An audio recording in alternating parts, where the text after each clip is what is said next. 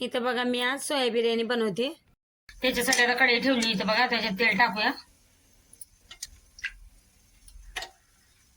तेल जरा कसं जास्तच लागतं। आता तेल गरम झालं। इथं बघा मी मसाले घेतले, तेजपत्ता हे सगळं, दालचिनी हे टाकूया याच्यात। याला आपण परतून घेऊया असं। इथं बघा मी टमाटे आणि कांदा असं मिक्सरला बारीक करून घेतली, पेस्ट बनवून।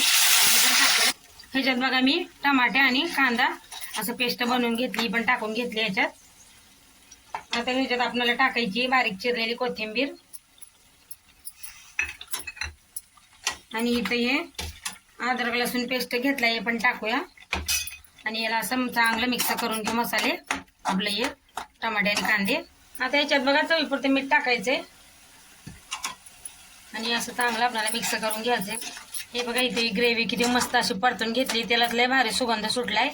आता इथे मी मसाले घेतलेत बघा, धनिया पावडर, हळद नाही घेतली, धनिया, लाल मिरची आणि गरम मसाला घेतलाय आणि हे टाकूया ह्याच्यात।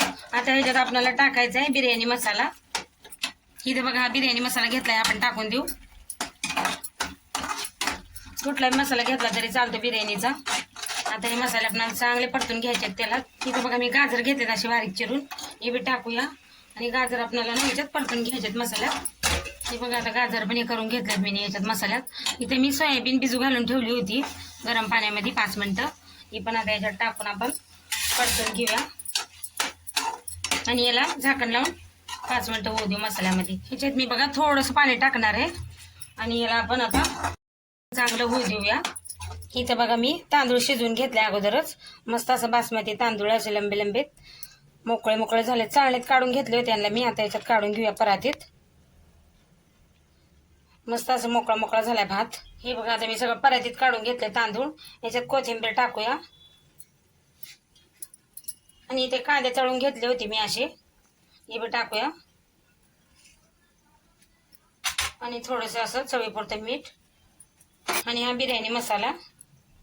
आता आपल्याला मिक्स करायचंय बघा सगळा हा भात।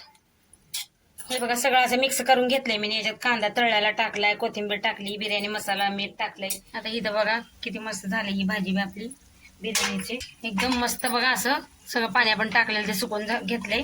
आता याच्यात मी थोडासा वरतून तळल्याला कांदा टाकते बघा